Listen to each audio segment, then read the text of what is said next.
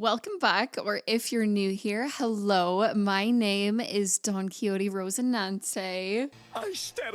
My name is Katie, and today I am finally filming my Dressrosa discussion Q&A video in the most special cosplay. I'm so happy with how this has turned out. Oh my goodness, if you can't already tell, Rosinante was my favorite character in Dressrosa, so I had to do a little tribute. I had to cosplay as him.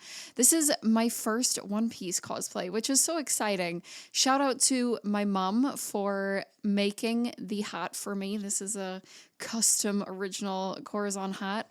And yeah, I'm so excited to be filming this today. I had a bunch of people ask me questions on Patreon, so I'm going to do it a little bit differently to the last time I did Punk Hazard. So I'm basically doing these discussion Q&A videos at the end of every arc so that we can go over everything again, because I love yapping about One Piece, and it gives my patrons a chance to ask me a question or give me things that they want me to talk about in more detail. And like, you know that I yap so much in my reactions anyway, but this just gives me a chance to like deep dive and like really yap and like not have anybody yell about me yapping too much. So that's what we're going to do today. And I am going to do it a little bit differently to my Punk Hazard video, because I kind of talked through the points that I wanted and then I answered questions. But a lot of you asked questions this time relating to the things that I want to talk about. So we're just going to go through them and we're going to have a lovely time, and we're just going to discuss Dressrosa, because what an arc. If you want to be one of the people that asks me questions at the end of One Piece arcs, do join my Patreon. My patrons are the ones that ask these questions, because I film these way in advance to when they go up on YouTube. At the minute, we're literally like almost 100 episodes ahead of YouTube. So yeah, if you want to get early access, if you want to see uncut reactions, if you want to ask me questions at the end of arcs and get involved in all the discussions and everything, I'd love to have you over there. It's $3 a month and the support really goes a long way. So thank you so much if you do join. These videos, I really like to do them as yappy as possible with not a ton of editing. So sit back, get yourself like a nice drink, a nice snack, and let's talk about Dressrosa. I have to say right off the bat, I think that this has been my favorite arc so far, which I know people have their issues with this arc, and I'm going to talk about that. But yeah, I think this has been my favorite arc so far, and I'm going to delve into why that is, and we're going to get into all the juicy stuff. But let's start off with our first question from Michael, who asked, people tend to use this arc as the representation for the worst of the worst when it comes to One Piece pacing and the filler in terms of extended drawn out scenes and moments. Did you notice it, and how do you feel about transitioning to the manga once you catch up? Okay, so I thought we'd get this question out of the way first, because quite a few people actually asked about the pacing, and you know, I do have some things to say about the pacing. Listen, I know, like, from what I have seen, one of the things that people take a lot of issue with Dressrosa is the constant Rebecca flashbacks. Like, the Rebecca and Kairos flashbacks are like all the time. And for me personally, I think I said this in one of my videos, is that I appreciated those refreshers. Because for me, like, the times that they showed them, it helped the story hit harder for me in the moment. Like, I really did appreciate how they did it. However, I will say I can understand from a week-to-week watching perspective that, you know, you'd look forward to the new episode of One Piece and then you see another Rebecca flashback. Like, I get it. I have the privilege of being able to binge watch this, and like, you know, it doesn't really bother me so much, but I can understand why, you know, you're looking forward to some new content and then you just get the scene of Rebecca and Kairos as a soldier fighting on the beach again. Like, I do get it. I get it. For me, I didn't think Rebecca's backstory, like, repeated as much was an issue. Again, like I said, it hit harder for me being shown it so much, and I did appreciate it. But I can understand, you know, watching it week to week where that would be difficult. Now, the thing that I took issue with the pacing in this arc was Pika. If you watch my reactions, you know. It's difficult because I understand like why One Piece has pacing issues. I understand why this arc had pacing issues. And again, I have the privilege of watching it like a binge watch. So for me, it doesn't really bother me so much. I guess sometimes when I'm reacting, it's a little difficult. You know, when things are repeated, I'm just kind of sitting there like, well, I've already reacted to this, so like I don't really know what to say, but it doesn't bother me as much, you know, especially if I wasn't reacting to this, it would be like, girl, whatever. But week to week I can understand, but yeah, Pika Pika. I don't know. It's like Pika was so drawn out for me that it made it hard to care. Like, I will say I cared about how Zoro actually was able to defeat him, but the lead up, like, it lost me. I remember the specific part where I was like, oh my God, this is just like too much. Was okay, we met him in the castle. I thought that was going to be the fight, right? And then you meet him when he becomes the big statue for the first time. Like on the flower hill bit. And that's when Zoro first discovers that he has to be like in his human form to defeat him. I thought that was going to be the fight. And then it still wasn't. And I was like, oh my God. There was just like a lot of scenes of fighting him that like amounted to nothing. And while I can understand that they had to figure out how to beat this enemy, it was like a little bit too much, in my opinion. I think the payoff was great. I did really appreciate how Zoro took him down. I thought that was really cool. Did I think it needed quite as much buildup? No. Like I said, I really took issue with the whole section of him becoming the big statue. That was when Luffy and Law were riding Moosey, and that kind of dragged a little bit. I won't lie, like that kind of dragged. Again, it's not like such a huge issue where didn't enjoy it. I still enjoy it, but it's just like this guy is just more of an annoyance than like a cool opposition. You know what I mean? And I don't get me wrong, again, I feel like I have to repeat, like Zoro taking him down was really, really cool, but I just got sick of him. And I want a villain that I think is like really cool and like hard to defeat because he's, you know, I don't know, just I guess more engaging than Pika. I just didn't care much for him. I wanted to see him gone, you know? Whereas with like a villain, I kind of like don't want to see them gone, you know? Do you know what I mean? So yeah, Pika was the biggest thing for me. Apart from that, like, yeah, there's some like drawn out scenes and stuff in Dressrosa, but nothing that really was too much apart from Pika. You know, when it took like 5 minutes for him to draw his fist back, and then, you know, it was like, okay, all right. And yeah, watching that week to week, girl, no. On that note of the pacing, I have had so many people ask me if I'll watch One Piece. Will I watch One Piece? And guys, the answer is no. I don't want to watch One Piece. When I started out doing my reactions, I was watching filler and everything. I haven't watched filler since before the time skip because I remember the last time, or like the first time I didn't watch filler was like mid Marineford, and it was like, oh, why do we have filler in the middle of Marineford? Like, I'm not gonna watch that, you know, because I want to continue Marineford. And since then I haven't actually reacted to any filler.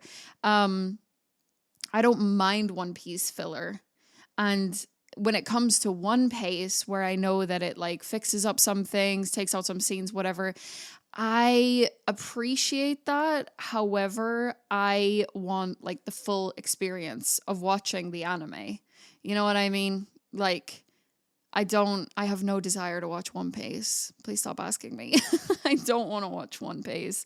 I understand if like, you know, you don't want to commit all your time. But like at the end of the day, reacting to One Piece is my job. Like I have time to do this. You know, I set aside time to do this.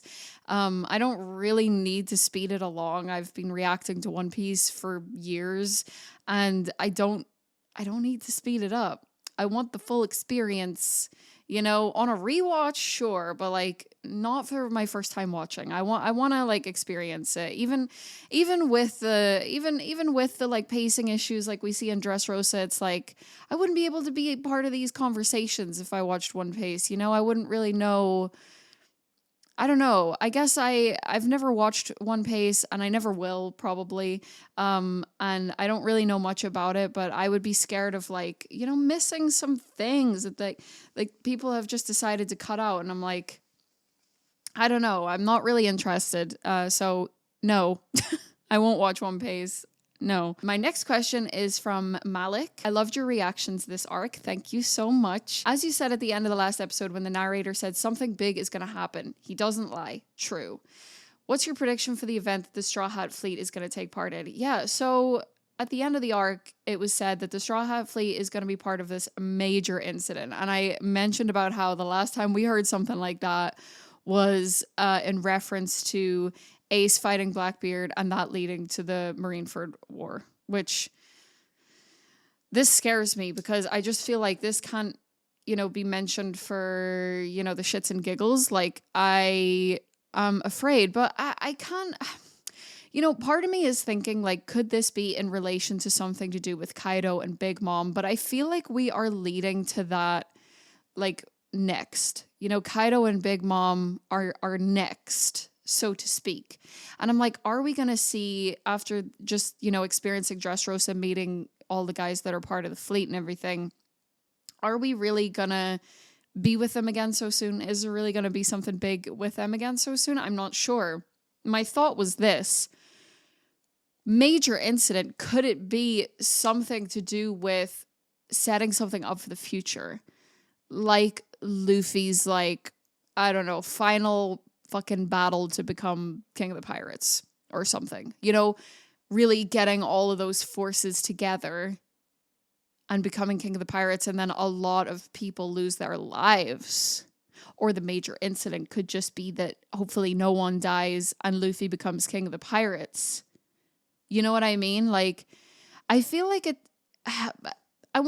I don't know. Part of me is like, it could be something to do with taking down Kaido because we know that he has like so many forces and whatnot, but I don't know. I just think that that's like maybe too soon and maybe it could be setting something up for the future or like final arc, major incident. You know what I mean? I don't know. That's an interesting question though. And I have been thinking about it, but like I truly have no idea. I truly have no idea because it's so hard to predict where One Piece will go. A major incident? Girl, I'm scared. I don't know. Thank you for your question though. And thank you for enjoying my reactions. It means a lot. Okay, so the next question is from Owen. One of my favorite memes in the One Piece community that I wanted you to know that you're now through the arc is that Law made up his backstory so people feel bad for him. That is so fucking dumb. And like it's just so fandom, isn't it? It's so funny.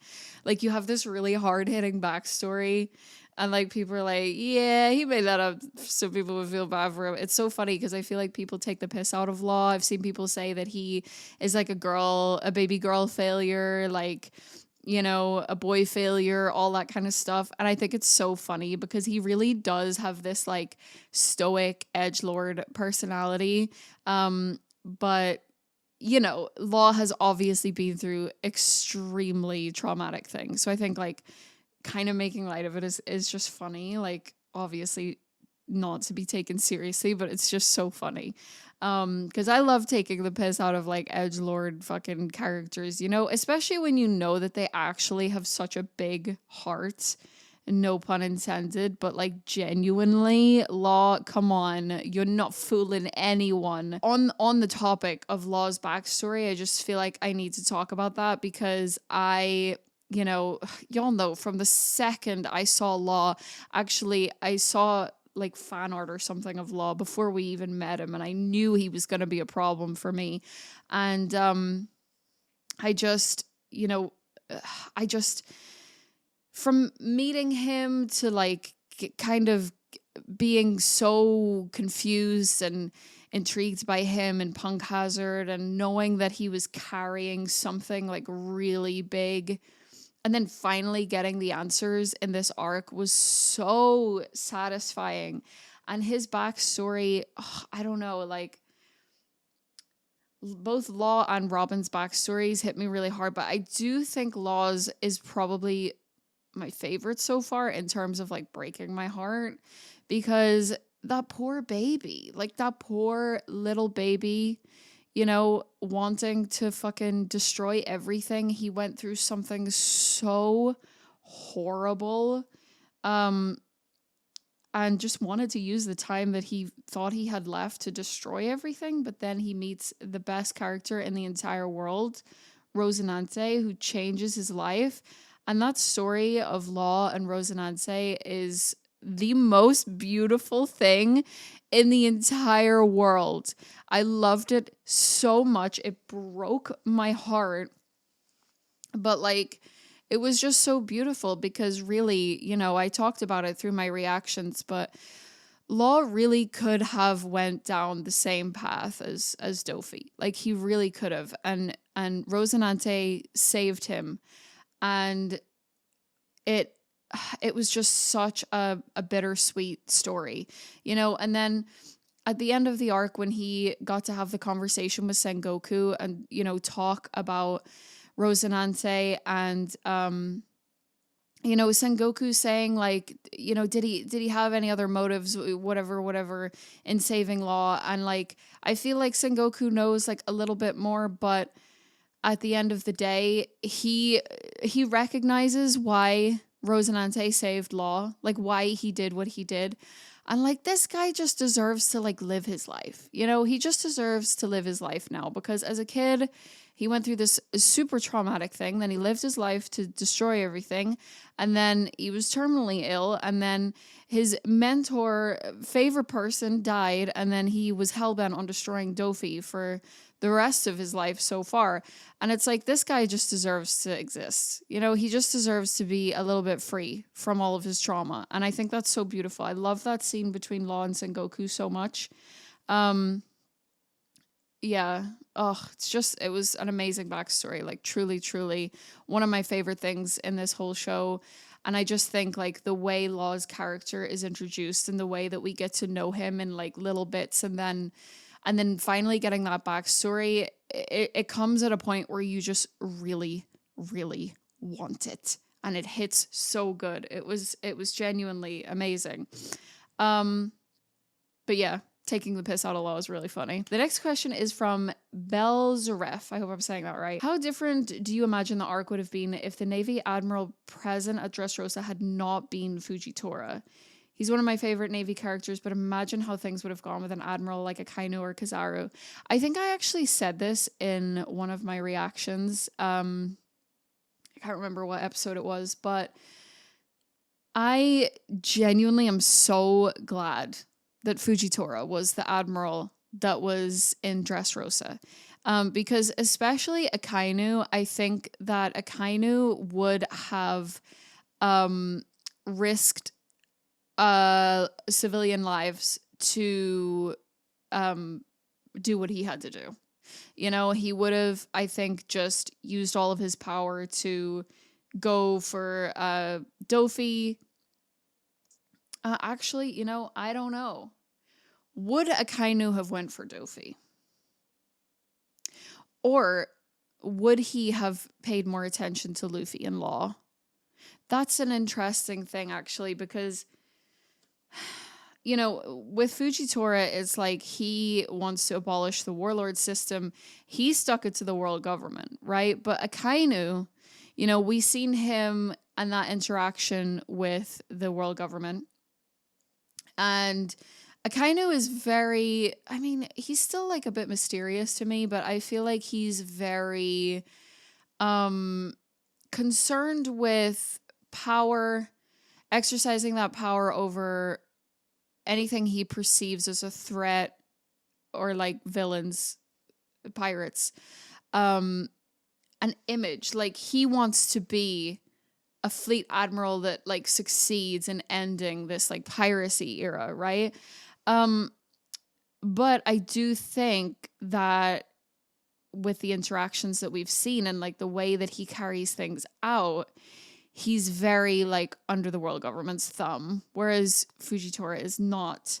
So I'm like, I do wonder how Akainu would have approached Doffy, with Doffy being a warlord and having the, I know he said something about, you know, why is this all happening for the sake of like doflamingo and stuff, but I don't know. I do wonder how he would have approached it all.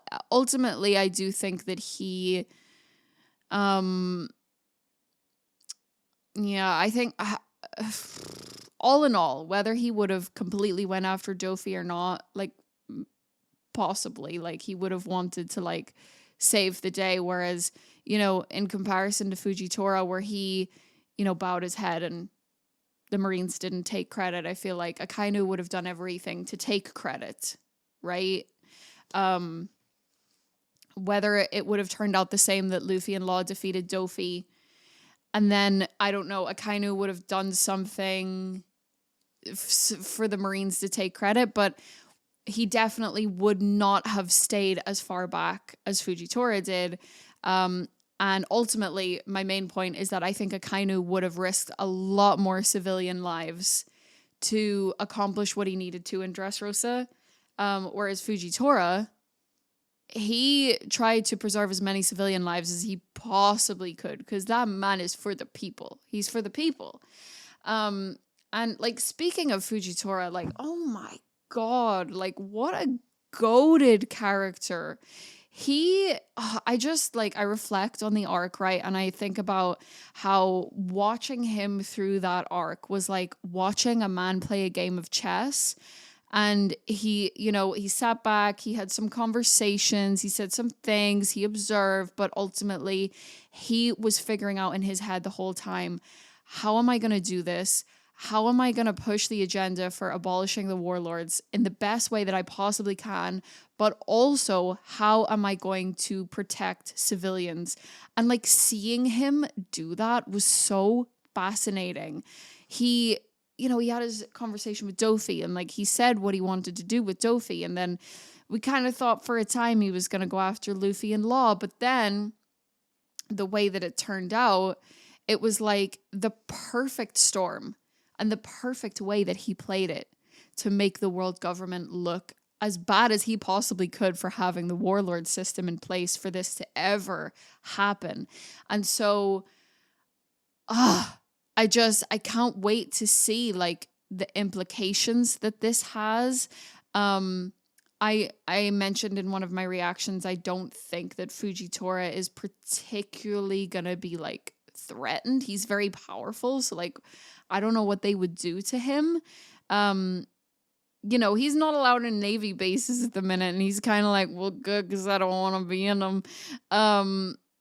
But yeah, I'm so excited to see where he goes from here and like what he does, because, and I've talked about this in so many reactions, but like, I had such a black and white view of One Piece when I first came into it, you know, because, you know, you get to know the Straw Hats, you get to know Luffy, and it's kind of like, oh, the Marines fucking suck, and like, pirates are actually the good guys, which is obviously not true. Like, not all the pirates are like the Straw Hats.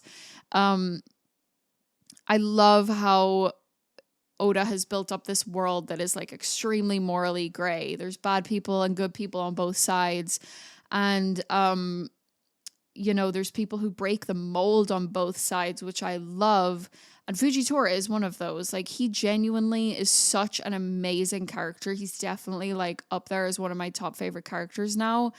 I don't know. He gives me the impression of someone who, wasn't it that he was drafted for the military? So I'm kind of like, you know, like what is his story? we don't really know anything about his personal life or whatever. And if he was drafted for the military, does he even want to be in this position? Or is he just like really powerful and can be in this position and they need him? Part of me is like, the way that he like looked at Luffy at the end, looked is the wrong word. The way that he observed Luffy at the end was just of a guy who's like, he wants to do right, but he's on the opposing side of this person who is actually just doing right, like naturally, without like wanting praise, reward, anything. Like this guy, Luffy, is just, he's just doing right because it's like innately like what he does. And I don't think that Fujitora particularly likes being on opposing sides to him, but, he has his sense of justice. He has his job, I just think he is such a truly fascinating, goated character, and like the Marines need him, right? They need a character like Fujitora. And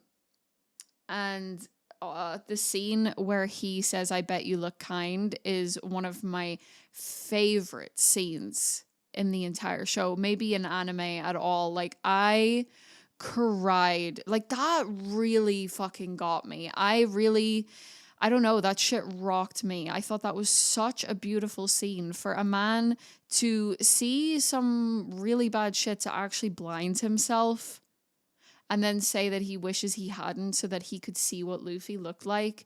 Also, I had a lot of people show me that Oda had drawn what Fujitora would have thought Luffy looked like, which is the cutest thing in the entire world. He just looks so innocent and is so cute.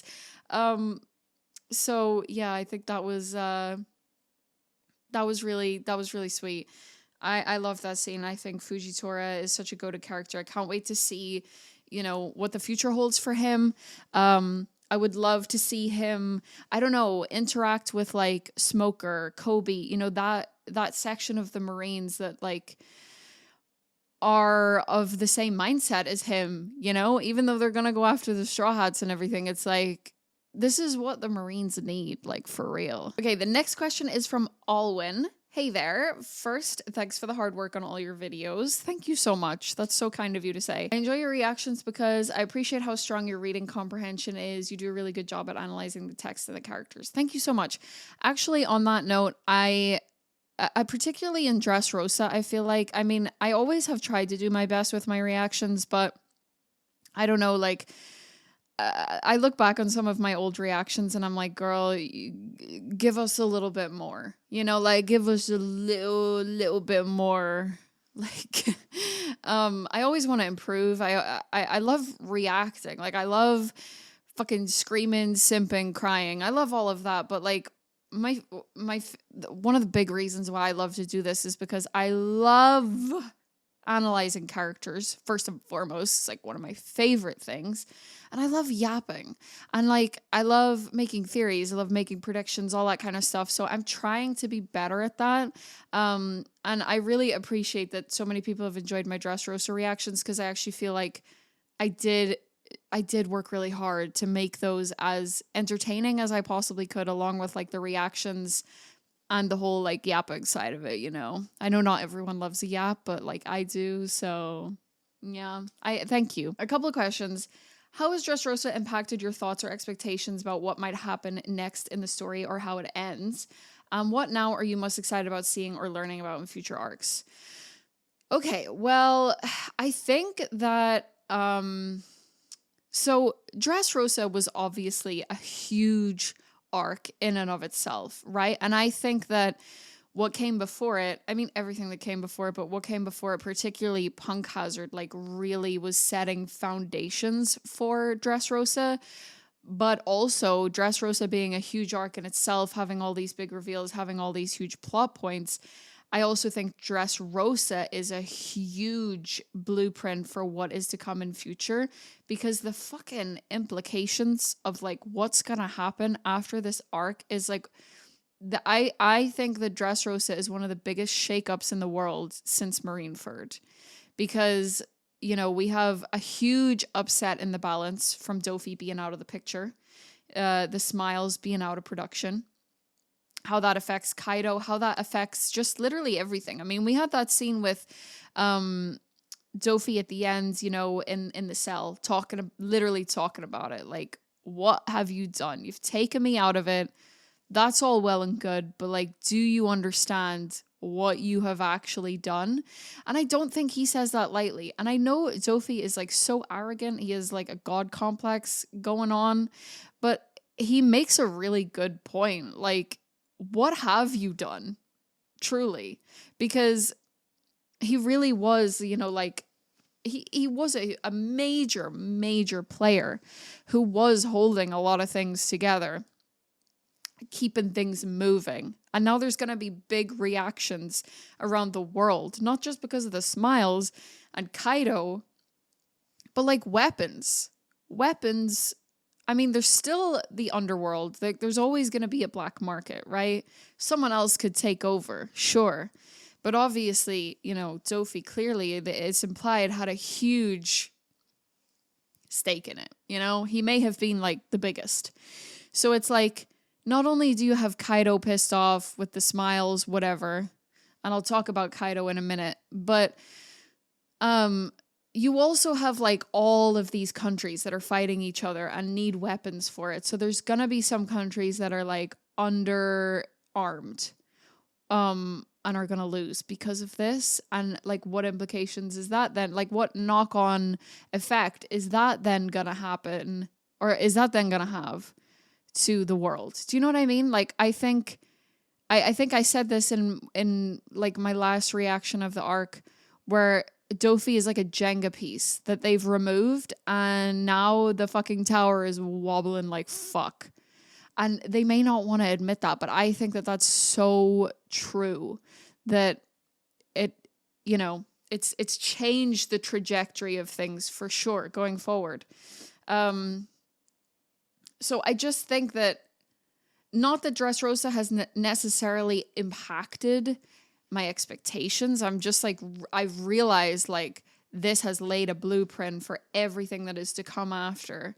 And like every arc does that, right? Like, Oda is such a master at foreshadowing and writing and making this hugely immersive world. But I feel like particularly Dressrosa is one of those arcs like Marineford that is going to have one of the biggest implications of like the entire show. In terms of like my expectations going forward, like I said, I was going to talk about Kaido.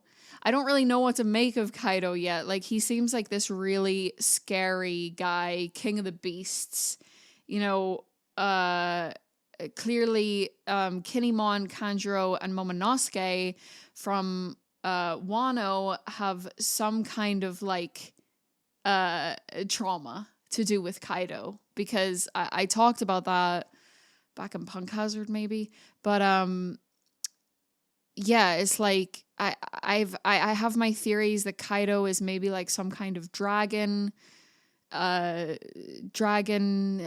do you call it, Zoan. And that's why Kinemon hates dragons, or like maybe all of his forces can like turn into dragons with the smiles or something, you know? And he seems formidable, and he is formidable because they've literally said that, but then we see him try to kill himself jumping out of the sky, and I'm like, what is going on with this guy? Like, what's his deal? Like, is he sick of being the strongest? He can't die? So like, what, you know, they've tried to kill him so many times. He's tried to kill himself so many times. This guy can't die. So like, what is going on? Like, maybe he's bored. Maybe he hates what he's doing and he's just like destructive because he hates the fact that he can't die or something. You know, like, what is Kaido's goal? Because if it was to be king of the pirates, why would he kill himself? Why would he try to kill himself? I don't know. Kaido is shrouded in mystery, obviously. And one of the things that I think back to is before Shanks came to Marineford, he stopped by Kaido. What was that about? I can't remember if that was like mentioned. Why? Was that to get him to not take part in the Marineford War? I don't think they fought. Did they fight? I can't remember if that was mentioned, actually, but I think that's very interesting nonetheless. He's shrouded in mystery. I can't wait to learn more about Kaido because I think with the way that he has been mentioned throughout Dressrosa and Punk Hazard, he, to me, is coming across as like this big cartoon bad that we know nothing about. He's just bad and we have to like kill him. But that's not how villains in One Piece work. What's his deal? Like, what's his story? You know what I mean? I'm very, very interested. And like having that like glimpse of like he wants to kill himself is what's going on, you know? Like, did he just find out that Doffy was arrested and it was like, oh, fucking end it all. I'm so stressed. You know, like what's going on there? So yeah, I think next my expectations would be obviously learning more about Kaido, learning more about Big Mom, and like shit just getting really serious with the emperors, particularly those two at the minute, because Shanks I feel like is really far off. Blackbeard is still quite mysterious. Like I just I feel like Blackbeard could still be a ways off for us to really, you know, get into. But I think Kaido and Big Mom will be next. So yeah, and I want to know what happens with like the rest of the Straw Hats fighting Big Mom's ship. Cuz we saw them briefly at that island, but I don't think they even mentioned. Did they mention fighting Big Mom's ship? I mean, they must have beat them, right? Because they were on what I assume is Zoo or Zoe. But yeah, I think we'll be delving more into the worlds of the emperors, which is exciting because it's like very new world. This is something that's been building up for a very long time, and I'm very excited to learn more about these two. Oh, another thing is that I'm very interested to learn the significance of Momonosuke, if there is any, because we know that like he was kidnapped, you know, and like they wanted him, but like why did they want him? Why did they want Momonosuke? Why is he special? I don't know, he's giving this like kid that's special vibe, but like why? I feel like something big is going to happen for Momonosuke in the future, but I don't know like quite what that is, and I don't really know if that has anything to do with him eating Vegapunk's man-made devil fruit. Obviously it's different to the smiles, so it could be that, but like he was kidnapped before, so why Momonosuke? Why is he special? I feel like this kid is special, but like why? Another thing that I really can't wait to learn about is the national treasure that Doffy blackmailed the world government with. And I think there's another question that asks about that later on, so I'll talk a little bit more about that when we get there, but what's that all about? And then probably the biggest thing that I'm really interested in right now is the bounties, okay? So we got the bounties at the end of the arc, and Sanji said wanted alive, or like only alive, whatever way it was worded. What the hell does that mean? Why is he wanted alive? That has to have some significance. I don't know, like somebody wants Sanji alive for some reason. And I'm like, you know, we know Sanji's backstory to a degree. You know, we know what happened with him and Zeph. But like in terms of anything before that, like is someone looking for him that knew him before that? Or what? Like does Sanji have some special significance? Because we've never seen that before, wanted alive. He must have some special significance. And I wonder how often bounties say wanted alive for pirates. Like, surely it's not that often, right? So I'm like, what the hell is that all about? You know, we're celebrating all those bounties at the end, but I have not stopped thinking about Sanji being wanted alive.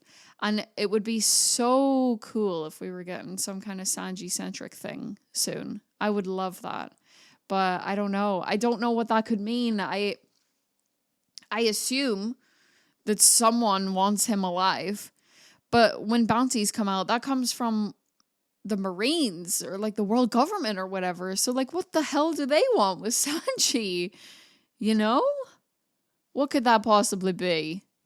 I don't know. I need to know though. Anyways, the next question is from Patrick. Patrick says, just how great is Bartolomeo on a scale of 11 to Luffy senpai? And my answer is, I need to take a minute to talk about Bartolomeo. I love Bartolomeo so much, guys. You don't even understand. Like, he is genuinely one of my favorite characters now. And, oh my God, I just love him. I feel like I could talk all day about Bartolomeo, but you know, when we were introduced to him and he was like this scary, like weird guy, and then he peed and you're like, oh my God, this guy is such a menace. I kind of loved him from that, honestly, because I love a little shit character. Like, I really do. I thought he was so funny, the way he was like given off to the audience, you know, telling them that they were being shit, which they were. Then I thought he peed on Hack, but he didn't. He had his barrier through. That was so funny. But then you find out that he embodies the One Piece viewer, is the cutest thing I think they've ever thrown at us, honestly. Oh God, I hope that Bartolomeo doesn't have any haters, because that would make me so sad. I just think that he is so precious, and I would die for him, truly. Like, I would lay down my life for him. The fact that he is just like a huge fanboy nerd is so lovable to me. You know, if there's one thing that I love is when, you know, people are like really into something and they have like a hyperfixation or special interest and they just like are obsessed with it. That's Bartolomeo. And I love that. He's very like me in that sense. One thing that I really love about Bartolomeo's character, though, is like, it reminds me of the fan letter and how we saw all of these people in like just civilian world that like admired the Straw Hats or like were fans of the Straw Hats. And I just think that gives like a really cool perspective on the outside perception of the Straw Hats, because when we watch the show, I don't know about you guys, but like, I genuinely feel like I'm there. Like, I feel like I am a Straw Hat. Like, I am. When I watch the show, I am a Straw Hat. Like, I know them. They are my friends. And you don't really think about like the outside perception of them beyond like, I don't know, maybe the Marines or like their enemies or something. But you have people like Bartolomeo who like collect their bounties, do this, do that. And I just think that is so cute. And it makes me think like, you know, if like the internet existed in the One Piece world, like, did Straw Hats have stands? Did the fucking, I don't know, like Heart Pirates have stands? You know, they they have fan wars and shit. Like, it's just so cute. It gives this whole new perspective of like, yeah, the perception of the Straw Hats. And it makes me like, oh, those are my friends and like they have fans. You know what I mean? Like, I think that's so cool. Like, he's obsessed with my friends. Yeah, my friends are really cool. Do you know what I mean? It's just, oh, I love it. I love his character so much. Also, he is so pretty and I love him. He's so like, his aesthetic is so like punk rock and I love that. He's just, yeah. I love Bardo. He is one of my favorite characters. Oh my God. I could talk about him all day. Okay, so the next question or questions is from Right Hand Man. Dressrosa has given us many storylines and backstories and introductions to new characters. What has been the most surprising or unexpected moments for you? Corazon, aka Rosinante, has become one of your favorite characters. True. How do you feel about the fact he's a celestial dragon? Does that change your views on celestial dragons? Doffy has blackmailed the celestial dragons / world government into tricking the world that he resigned from the 7 warlords. What do you think he has on them? Senor Pink and Baby 5. What are your thoughts on them, and have you grown to care for them more? Is there anything you would have liked changed or added to the Dressrosa storyline? Okay, so a lot of good questions. Thank you so much for asking all of those questions. We'll go in order. Okay, so unexpected moments. I would love to say that one of my unexpected moments was seeing Sabo again. However, guys, I fucking knew that we would see Sabo again. So can I really say it was unexpected? It was unexpected for this arc. And I guess the way that he was reintroduced. But like, I knew in my heart and in my soul, Sabo would return and be part of the Revolutionary Army. Like, I knew it in my soul. I guess on that note, unexpected is Koala, and that's one of my favorite things about this arc is Koala being here, Koala being a revolutionary alongside Sabo, being able to use fishman karate. You know, both Sabo and Koala carrying on the will of the people that they loved and lost. I guess like one of the unexpected things would be that Sabo got the flare through. Okay, I didn't see that one coming, which is just one of the most beautiful things in the entire world. So yeah, I would say like those to a degree were pretty unexpected, but like I knew Sabo would come back. It was like a matter of when, you know what I mean? Another unexpected moment was Doffy being a celestial dragon. Yeah, I mean, I knew from context clues, you know, what Virgo said, the way that Doffy acted and stuff. I knew like he was going to be some big, powerful guy in some sense, but it being revealed that he was a celestial dragon was fucking crazy. And I did not see that coming at all. But then once you learn that, it makes so much sense. You know what I mean? And I'm going to talk obviously more about Doffy's character. We did have a question about Doffy, so I will, you know, go into detail about that. But that was wildly unexpected.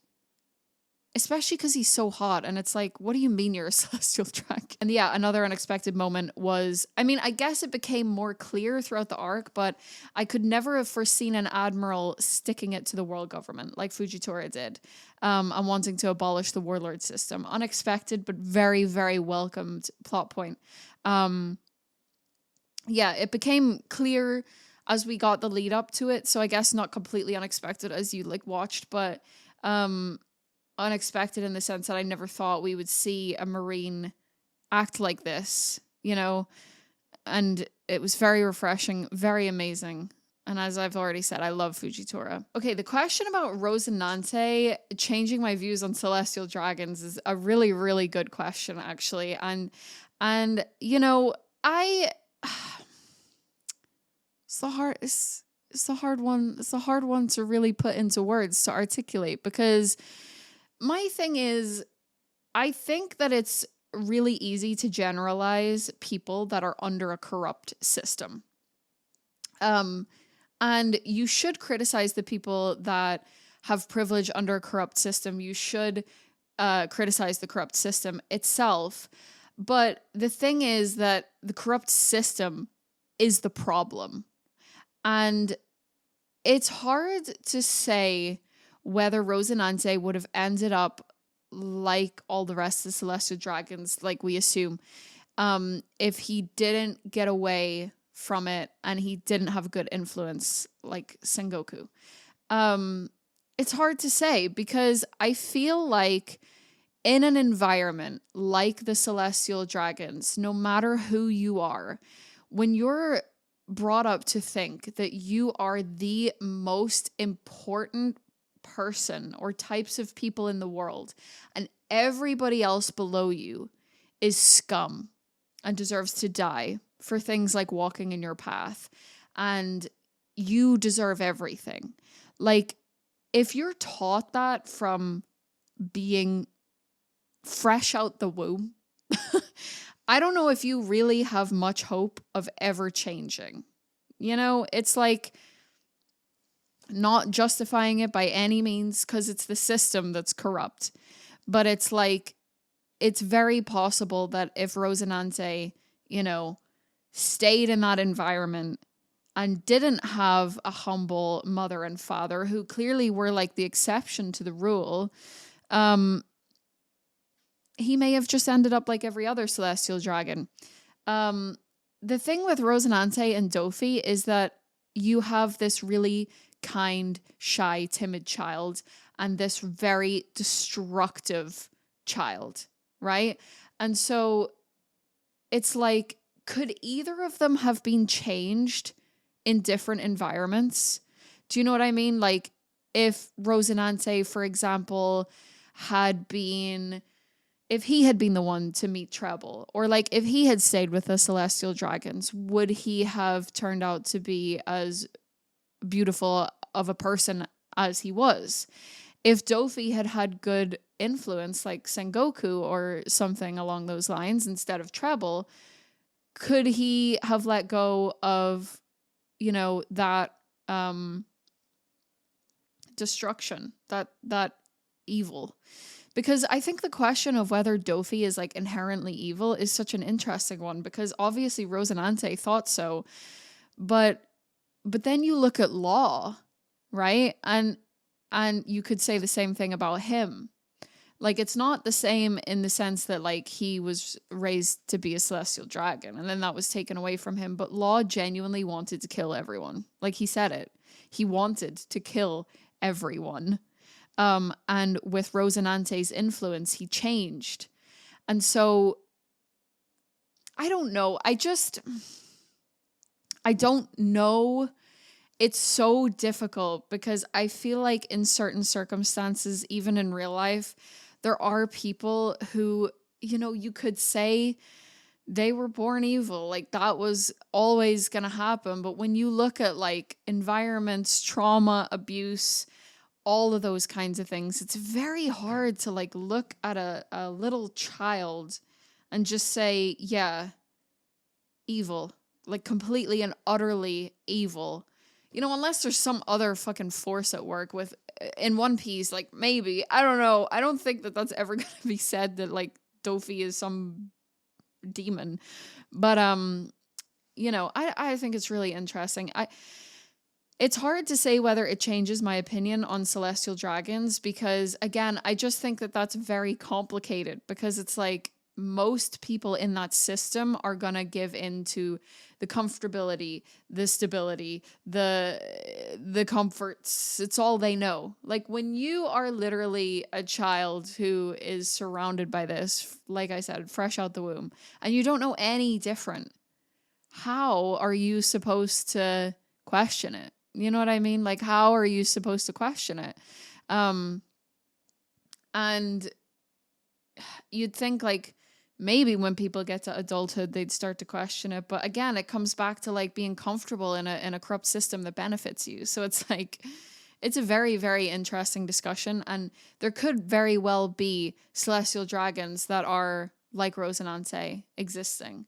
But would they ever break out of it, for the good of... I mean, his dad tried to, but then he was still so naive about how celestial dragons are perceived. It's like they don't have the understanding of like what their system and what they cause for people. So it's like, yeah, I don't know. It's a really tough one. It's a really tough one. It's very tough to say whether Rosinante and Doffy could have, vice versa, been changed in different ways. It's like, obviously when Rosinante witnessed Doffy kill their father, he was horrified, right? He was scared. But if he had not had Sengoku's influence in the Marines, what if he had turned that fear and that horrific feeling that he felt into, something else? What if he had twisted into, I'm going to become Doffy's rival, and like, I will be a pirate and a scary one as long as I take down Doffy. But he learned like integral good morals from someone like Sengoku who has good morals. It's a very interesting conversation. I would love to know your thoughts in the comments, because I feel like this is such a complex, layered conversation. And I don't think there's any clear answer. Like, you just can't know, because it's like, it's down to the person. And I really do think that these characters were molded by their environments. And unfortunately, Doffy was fucking doomed from every corner. Like, he really was. And not, justifying his actions. I never have. But like, I think it's very, very unfortunate that this child who was so confused about like having this luxurious life, then not having it, and then you know, he has to blame someone. So he blames his dad. He doesn't understand, you know, why this had to be taken away from him, why people hate him, why they don't, you know, look up to him like he was taught literally from birth. And then, you know, these awful things happen to him. And so he's like, well, fuck all of you. And then he meets Treble, who feeds into that. And it's just like, where did he ever have a chance to not be evil? You know what I mean? I don't know. I think where children are involved, I think it's really hard because, you know, as an adult, like, Doffy's actions can't be excused. He's an adult. He is full, you know, he has full, what's the word? He's completely aware of what he's doing. You know, he knows that he's evil. He knows that he's doing bad things. But when he's a child, like, I don't really know if they can quite grasp that, you know? They can't grasp that yet. And so I just think it's sad. I think it's really sad. Anyways, I could talk about that all day. So the next point about Doffy's blackmail, I said I would talk a little bit more about this. And yeah, I'm just like dying to know what this is. And I've been thinking about it and I'm like, I feel like it has to be some kind of ancient weapon. Doffy did say that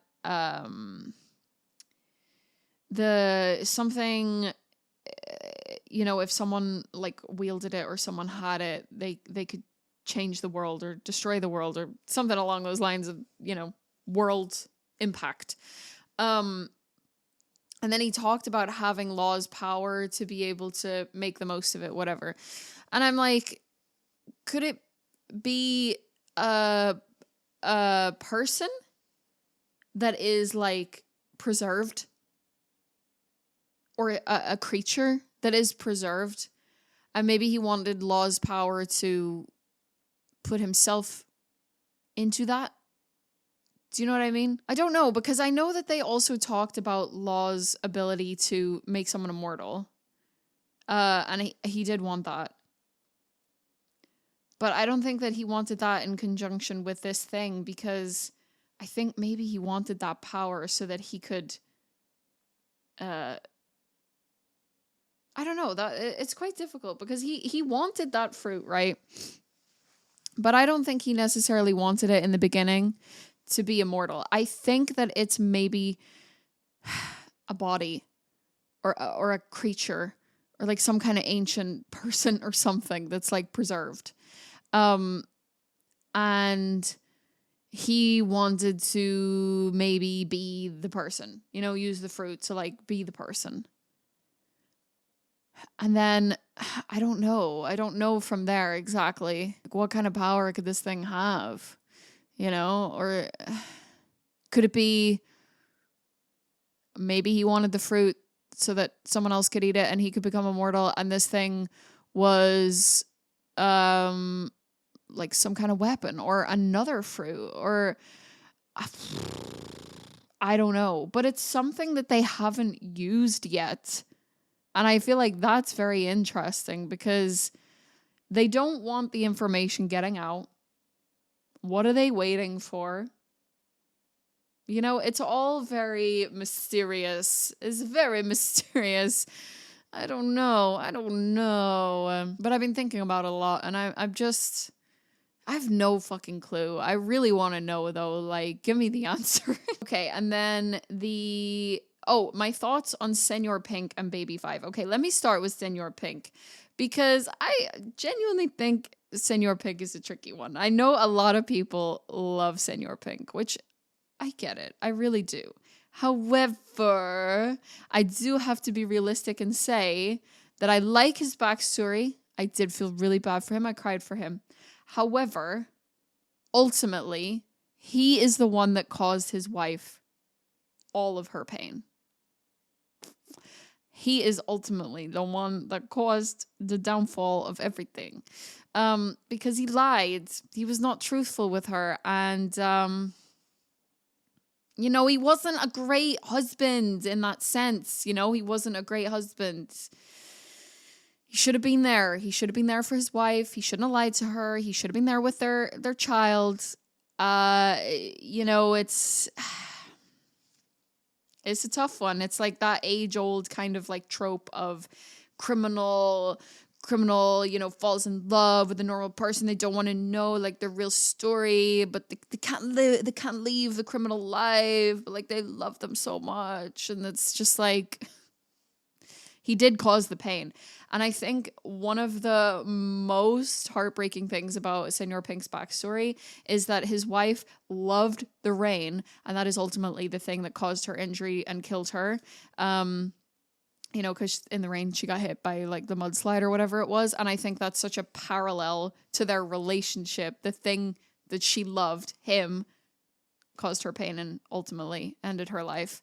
The lies, the love, all of it. It's a really good backstory. It's really sad. And I do think Senor Pink is a fun character. But listen, he's a bit of a shithead. I'll say it. I'll say it. He's a bit of a shithead, but I do think that he realized that at the end of it all. Like, I do think he has realized that, and that's good. He should sit in that. You know, that's why he has all his trauma, and that's why he still dresses like a baby. I get it. That's why his appearance has drastically changed, and like, you know, we make mistakes, and unfortunately we have to live with those mistakes, and he's definitely living with his, and it sucks. It does. But I don't think he's like this like great old guy just because he dressed as a baby for his wife to like see her smile. I do think that it's beautiful. Okay, don't come for me. I do think that it's beautiful, but he could have done things a lot differently, and these things wouldn't have had to happen. You know what I mean? That's just my opinion. Baby 5, I empathize with so much, because the fact that like she hasn't even been cared about enough to like be given a real identity apart from baby number fucking 5 is so sad. And her whole thing about her latching on to men recklessly is really, really sad. Very, very concerning. And like, no one has like sat her down and taught her that she deserves better. It's just being doffy, like killing men and like, you know, answering this traumatic thing with violence. And it's like, this girl has no fucking hope. Like, it's just really sad. I don't know. And we saw like a little glimpse of her backstory and how haunting that was. And, you know, do I think it's like, in a way wholesome that like Doffy gathered this like bunch of misfits? Yes. But that's kind of like where it ended. Like, it was getting these kids to like do horrific things and, you know, not treating them really like like kids, really, you know. And it's sad. And baby 5 is the one that I feel most empathy for. I think she, you know, the thing with the latching on to men recklessly, like, she just wants to be needed. She just wants to be loved because her mom abandoned her and then she wasn't given an identity, and it's just really sad. I hope she marries Sai and that they live happily ever after. I really, really do. I would like to see her have a good time. I really would. In terms of anything I would have changed or added to the Dressrosa storyline, like I said at the beginning, I would have changed the pacing of the Pika fight. Fucking hell. But maybe some people will disagree with me on this because it would have made the arc even longer. And this is something, right, guys? This is something that I say to people who are like, I'm like, please start One Piece. And they're like, oh, it's too long. Girl, I don't think One Piece is long enough sometimes. And, you know, it has the pacing, especially like in this arc. Yes, this is a downfall. Like, it's like, oh, it's too long, especially the Pika fight. However, I wish it was longer in terms of like, I genuinely would have loved to have seen even more backstories in this arc. You know, there's nothing to say that we won't see more of the characters that we met in this arc. I don't know. Maybe we will get these backstories that I'm talking about. But like, we did see a glimpse of Baby 5, which I really appreciated. Would it have been cool to see a little bit more of that? Yes. Dellinger being like, the fact that I didn't fucking realize that he was a fishman hybrid. And I just thought his little fin was a little accessory. And I thought his horns were part of his hat.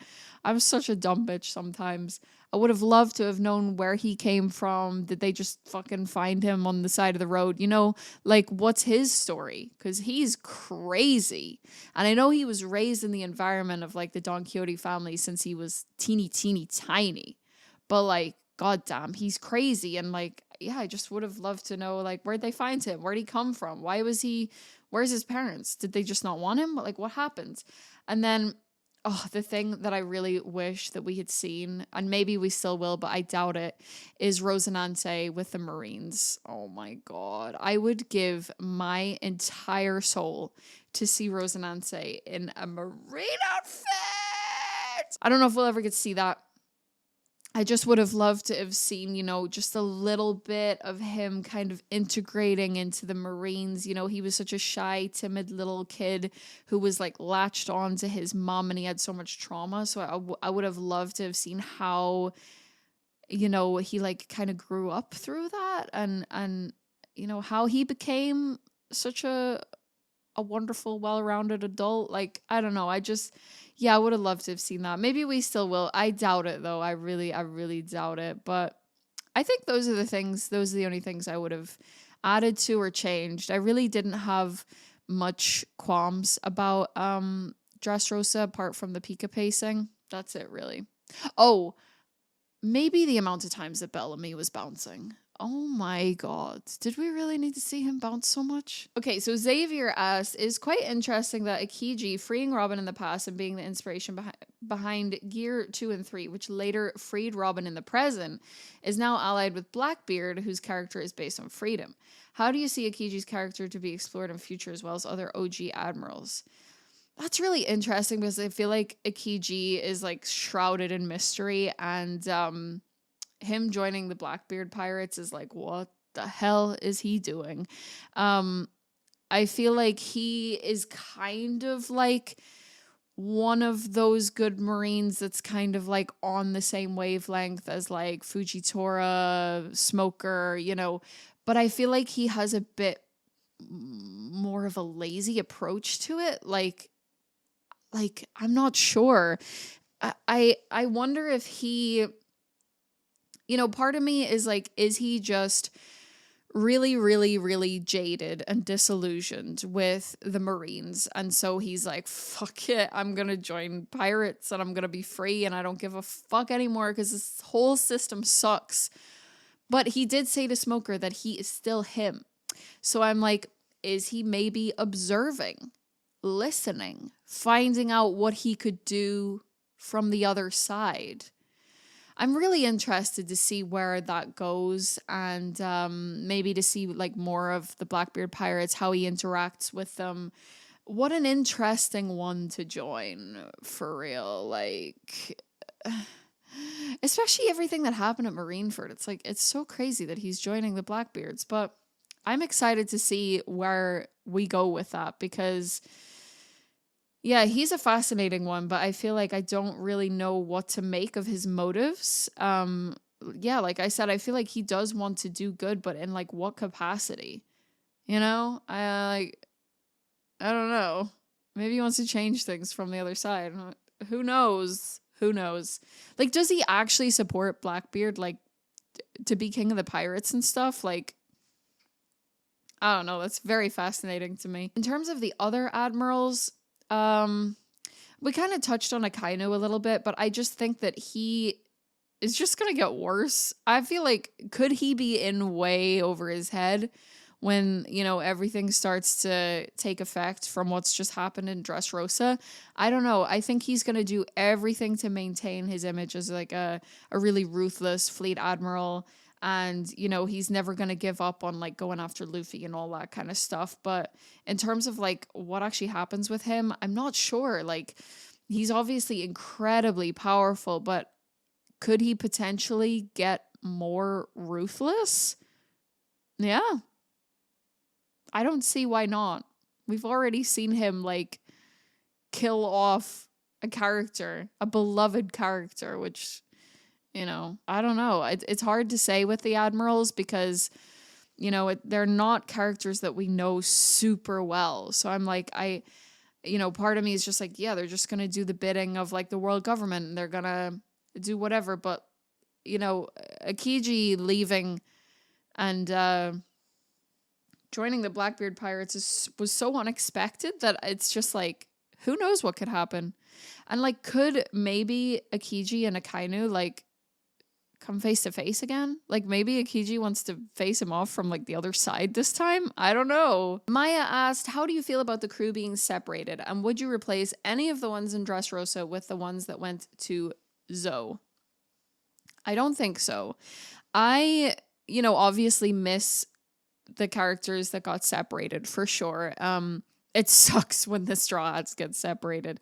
And this is like, this is like the first arc I feel like that we've seen, apart from when they were actually all like properly separated. I feel like this is the first arc where, for half of the arc, like they really were like just gone. Like they were gone. But as much as I hate to see the Straw Hats separated in this arc, I loved that it gave the chance for others to really shine.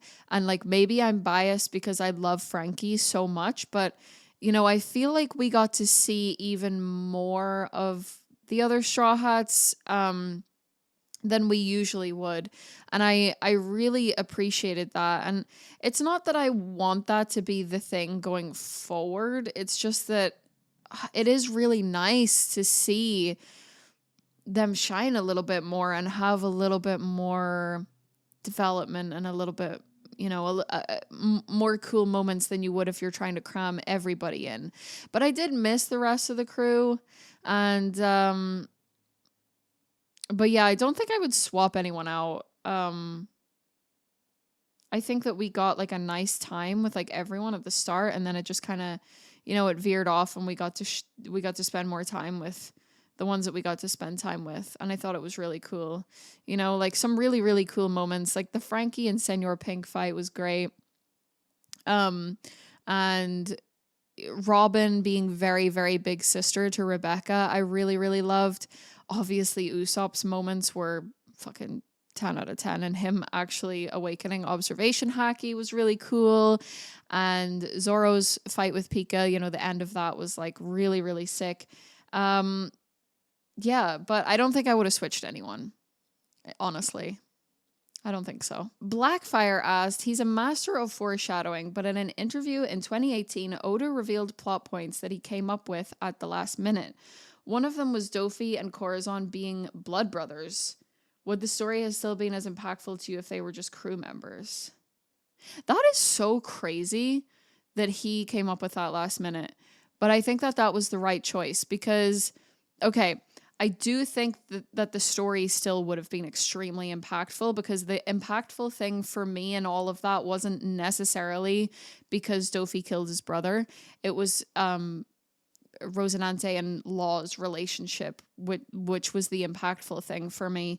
I think it's impactful that Rosinante wants to stop his own brother, that Doffy would go as far as to kill his own brother, all of that. But I'm not sure. Like, I'm glad that he made that decision. But it's not entirely surprising to me. How do I word this? It's not entirely surprising to me that like Doffy killed his brother.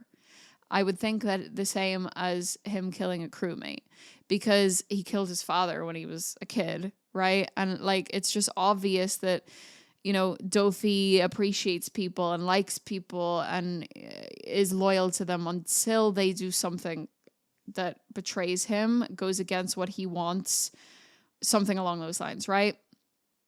Whether that Rosinante was a crew member or his brother, it doesn't really change that, because it just doesn't surprise me that he would kill his brother. It really doesn't.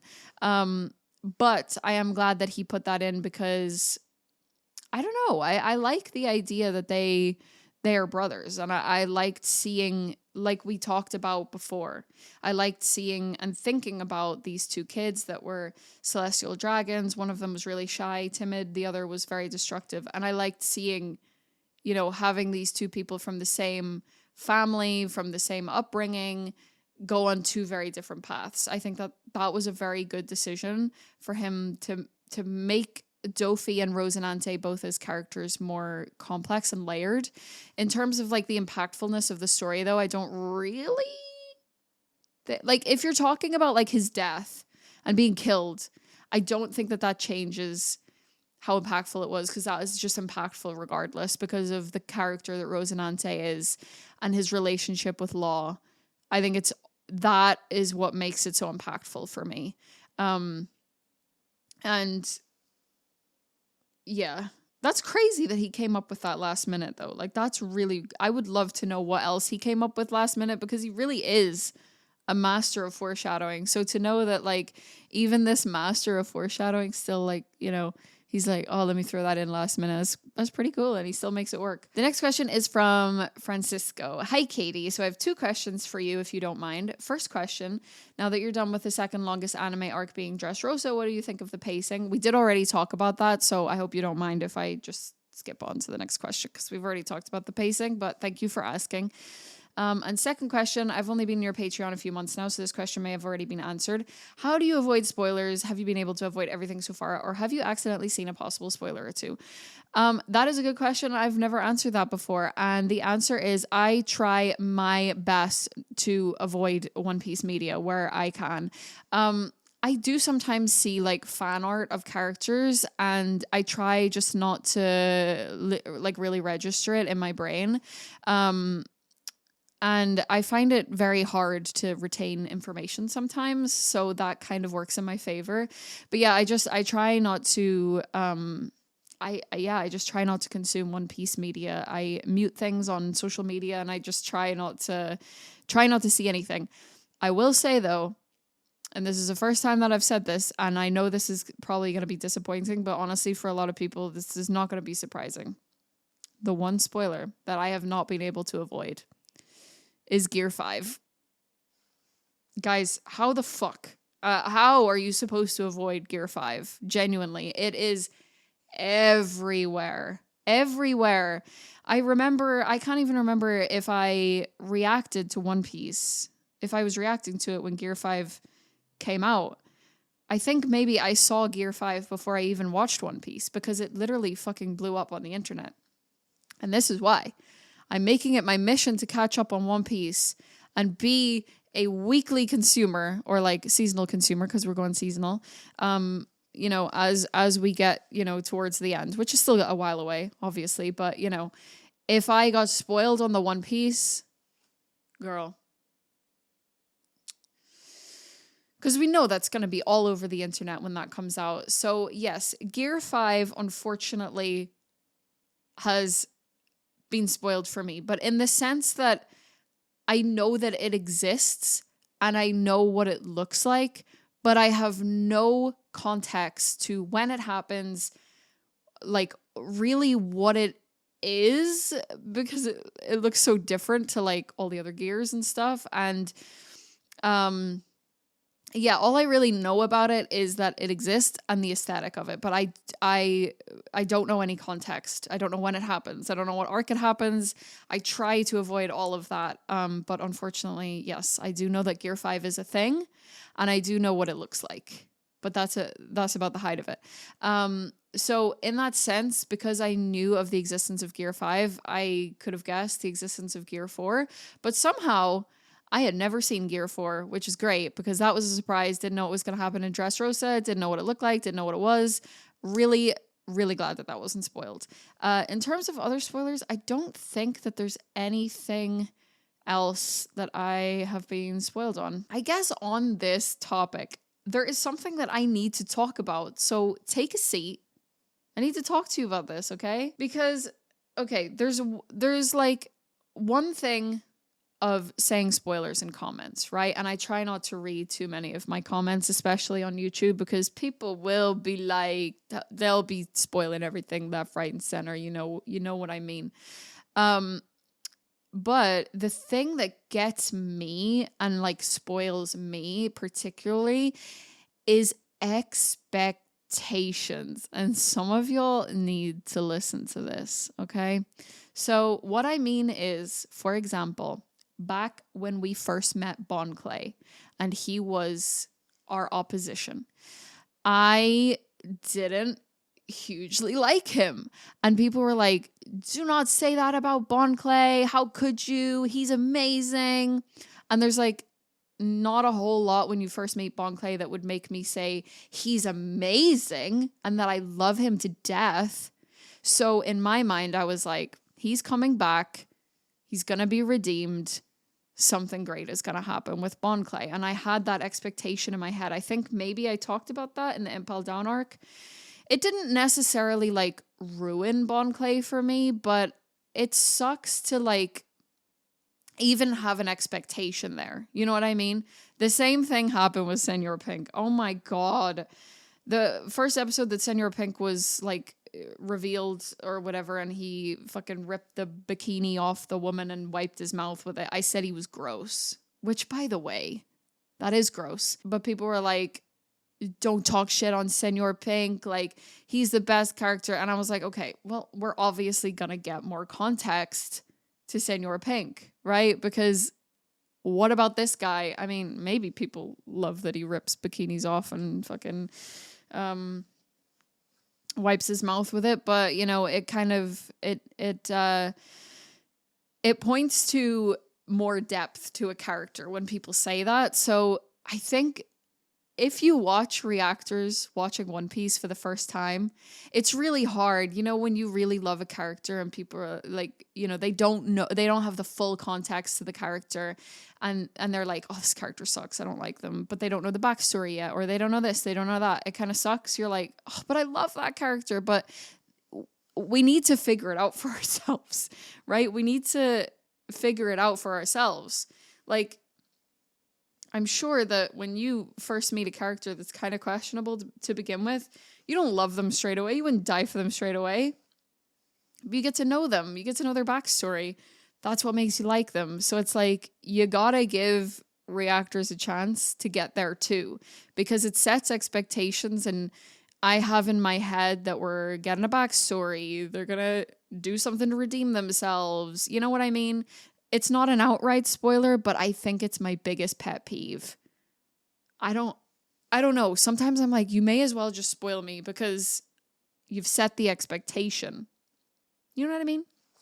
So, yeah, I think all in all, in answer to your question, I think I'm pretty good at avoiding spoilers, but there are just those, there's just that one thing, Gear 5, which absolutely sucks, but I mean, what can you do? It's literally everywhere all the time.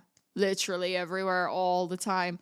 And aside from that, yeah, I try really, really hard to avoid spoilers, and, you know, I do my best, hopefully. But sometimes people need to calm it with the expectations, I think. Okay, so the last question is from Annie.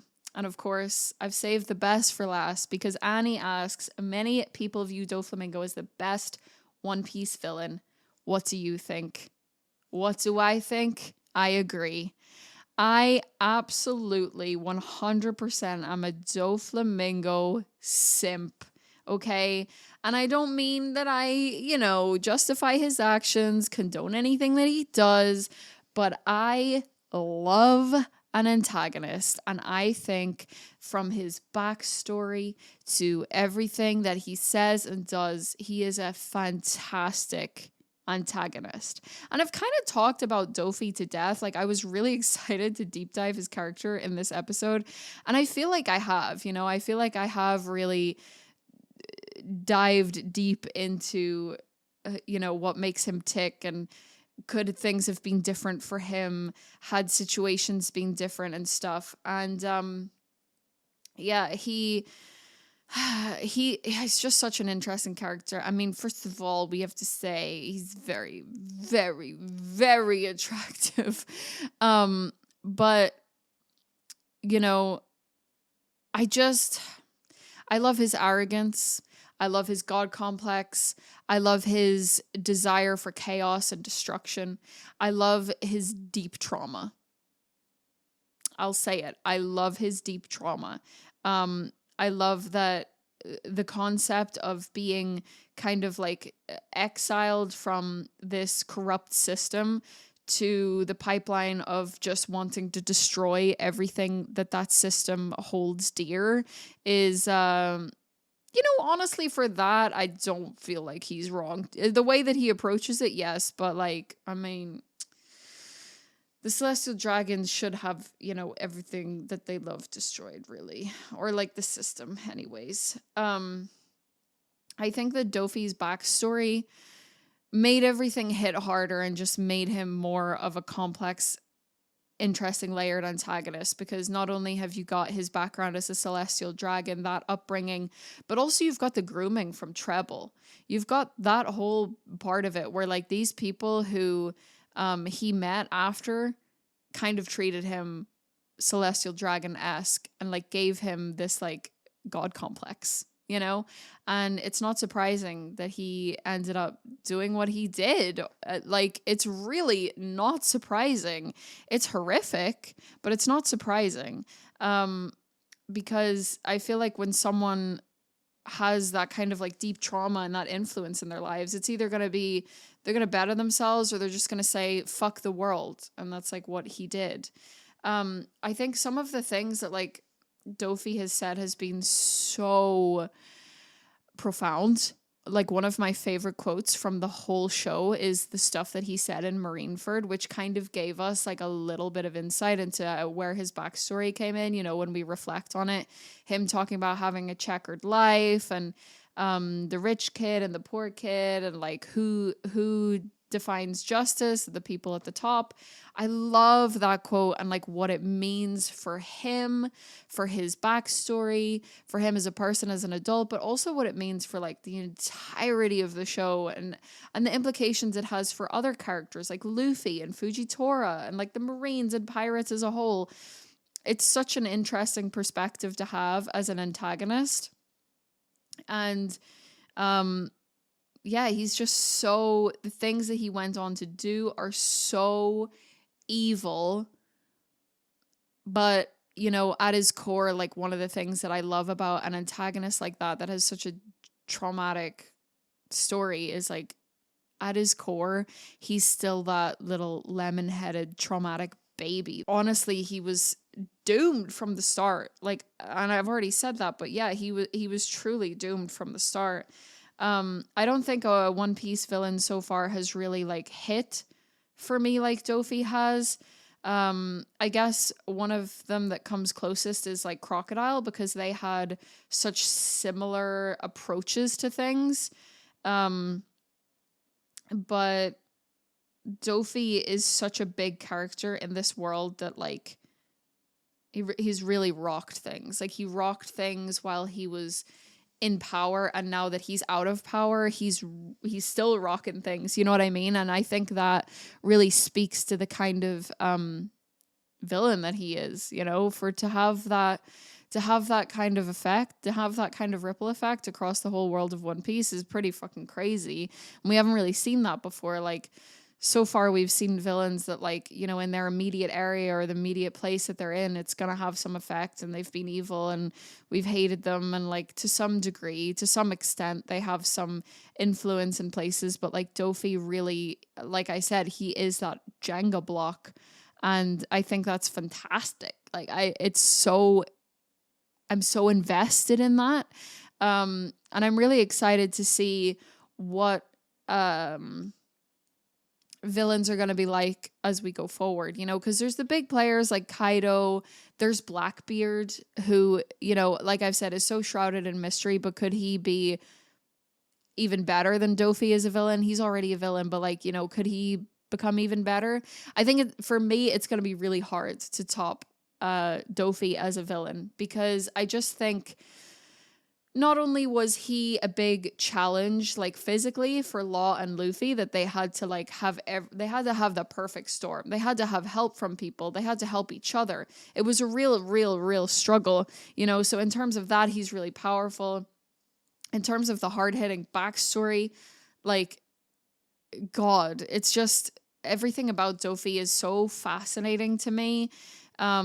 And I loved how this was just shown across this whole arc, where it was like you were dying to know, like, what is this guy's deal? And I hate when I say, like, it makes sense, because it sounds like I'm condoning his actions, and I'm really not. But, like, it does put it all into perspective when you learn who he is, where he come from, what happened to him, when he met Treble, all those things. It does make sense that he ended up the way that he did. And it goes back to the conversation we had at the start. Could it have been different for him? And that kind of breaks my heart in a sense for Doffy. And, like, please don't take this too literally, because I'm not talking about, like, real people. This is a fictional character, right? But it does kind of break my heart for him in a sense, because I do just see the little kid, and it makes me sad. Like, this little kid born into this corrupt system that shouldn't exist, and it's all he knew. It's what was drilled into him from the very beginning. And he kind of had, like, no hope. And, you know, even his own brother saying that he was evil, like, just evil to his core. Like, as much as I love Rosinante, I can't fully believe that, because he was a baby. Like, he was a little kid. And when a little kid, like, lashes out and stuff, they don't know how to regulate those emotions. And he took it out on his dad. And, like, it's more than just taking it out on your dad. Like, he literally murdered his father. But again, you know, raised in the celestial dragon world, that's probably not, like, killing, violence, just killing people if you feel like it, when they walk across your path, all that shit. It's not entirely surprising that he would resort to killing his father because of the environment that he's grown up in. I feel like I've said it many times throughout this video, Doffy was doomed from the start. And had he had an influence like Rosinante had, maybe things could have been different for him. But unfortunately, that is not the case. And, you know, we have to recognize all the evil things that he did, you know, and there's kind of, like, wholesome moments where he took in this band of misfits. But, you know, the dark reality is, if any of them had double-crossed him, he would have killed them like he did Rosinante, and wanted to do the law and everything. So he's just a really interesting character, and I feel like a character that can evoke so many emotions from you, good or bad, I feel like is incredibly written. And Doffy is one of those characters I feel like people will either really love or really hate, and that is just a testament to his writing. You cannot deny how amazing of a character he has to be to make you feel like that, you know? So yes, I do think that Doffy is the best villain that we've seen so far. He's going to be really, really hard to top. And yeah, I'm excited to see the implications of him being taken out of the picture, what that means for going forwards into future arcs. I'm really excited. I think I will wrap up this video by saying some of my highlights of this arc. We've done a lot of deep diving. We've done a lot of talking about characters and stuff. But I would like to say some of my highlights of this arc. Off the top of my head, one of the top ones has to be Rosinante, obviously. That backstory, the dynamic with Law, how beautiful it was. You know, one of those characters that just, you know, despite all the horrors, he remained kind. And yeah, I think his story will stay with me for a long time. I genuinely love him so much. He's such a highlight. Getting the backstory was of Law, Doffy, Rosinante was so anticipated, and the payoff was amazing. Another highlight was the reunion with Sabo, and Sabo getting the flare fruit. Just such I don't know, like, moments that just make you just so happy to your core, you know, just so happy to see these things happen. Finding out, you know, the full context of why Sabo wasn't at Marineford, and, like, what this all means to him now, connecting all those dots, it makes sense, because in the arc he says when Luffy needs him, he'll be there. So we were like, why weren't you there for Ace? But then we know that he lost his memories, and it's so devastating.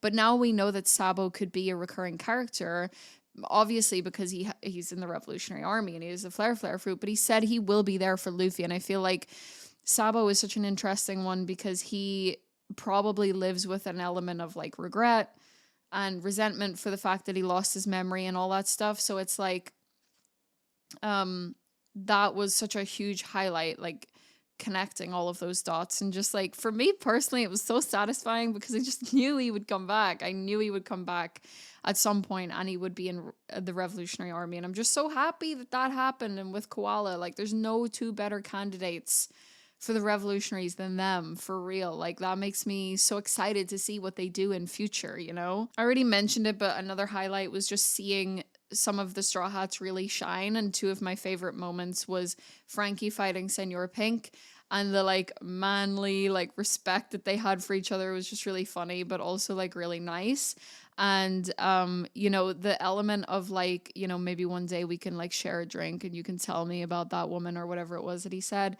It's like, I don't know, like all these characters that are like on opposing sides and they all have to fight and do these things and they all have their positions and their goals, but like there's so many of these characters that we meet that like they would actually get along. Like they really would, and it's sad that this world like kind of separates them in that way. And then Usopp awakening observation haki was really, really sick, because that was like, that makes so much sense for the sniper of the group to awaken observation haki. I love that for him. Another highlight was Gear 4. Obviously that was such a hype moment, and I think I talked about this in that reaction, but one of my favorite things about One Piece is that, you know, when we see Luffy level up like this, so far it hasn't ever been like, okay, he's leveled up, now the fight's over, because he's so OP. He still has a struggle, and I feel like this arc showed, and especially when, you know, when he achieved Gear 4 here, it showed that he's achieved it, but he still has ways to go with it. You know, he still has to like really hone that skill, and I love that. It's never just like super easy for Luffy.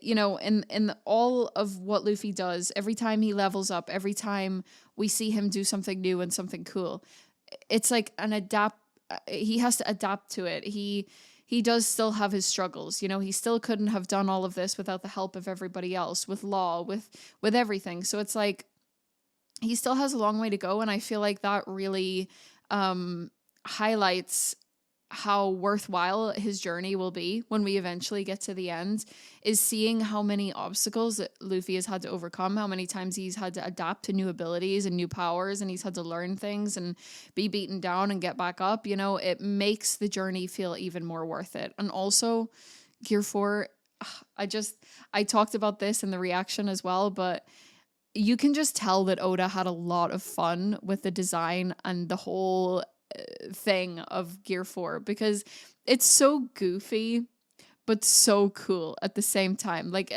mimicking the long hair and the transition kind of being like the gum fruit pattern, and it just looks so cool. But he's bouncy and it makes silly noises. It's like, it's the most One Piece has ever been, and I love it. Like, I just love to see that clearly fun was had with this, but also it's really cool and powerful, you know what I mean? And I'd say the biggest highlight for me in this whole arc was the amount of new characters that we met and new favorite characters that I gained. We met so many amazing characters in this arc, and you know, the most special shout outs have to go to Rosinante, Fujitora, and Bartolomeo. I love these three so much, and yeah, it's just like, you know, it was whenever the Colosseum kind of stuff happened, I was like, oh my God, we're being introduced to so many people. Like, what does this even mean? Like, is this just like kind of padding it out? But then all of these guys become really important, and they all play their part. And I really like how it was done. And you come to really love them, just like band of fucking weirdos. Like, you come to love them. So yeah, I feel like the character development of this arc was a huge highlight for like everyone. There was so much character development, and that had to be like my favorite. And all in all, with everything combined, I think, yeah, Dressrosa is my favorite arc so far. The backstories, the character development, the deep dives on the characters, you know, what actually happened, the implications for future arcs, the setups for future arcs. Like, I've never been so hooked on an arc in One Piece, I think, and I just had so much fun with it. I loved reacting to it. I loved theorizing through it, making predictions, seeing some of those things actually come true. And I'm genuinely, I'm gonna miss this arc so much. It was really, really fun, but I'm excited to see, you know, where it leads and what comes next. Because next, I feel like we're going to meet up with the others in Zou. And Law is with us as our honorary Straw Hat. And I can't wait to see what happens. Learn more about Kaido, Big Mom, and what removing the Doffy Jenga piece means for the future of One Piece. But yeah, I hope you enjoyed me yapping about this arc. These videos are so fun to make. I really appreciate everybody who asked me questions. I hope that I was able to deep dive these and give some cool thoughts. And I would love to know your thoughts in the comments. If you want to answer any of the questions, please feel free. Tell me your favorite characters, your favorite backstories. Do you think Doffy was the best villain? Like, I would love to know everything. Like, feel free to keep talking if you want to. And yeah, I'm really excited to watch the next arc with you all. Thank you so much for watching my reactions to Dressrosa. It really means a lot to me. I had so much fun with it. And don't forget to subscribe if you want to see my future reactions to One Piece. And yeah, join Patreon if you want to, because I will be doing these kinds of videos at the end of every arc and we'll be talking about it. You get early access, uncut reactions. It's all great. So yeah, thank you so much for watching. I really, really appreciate it. And I will see you in the next one. Okay, bye. A huge, huge thank you to all of my Patreon members whose support really, really helps my channel, and especially my highest tier members who are all on screen right now. I appreciate your support so much, and it really helps me continue doing what I love, which is sharing my reactions with you. So thank you so, so much.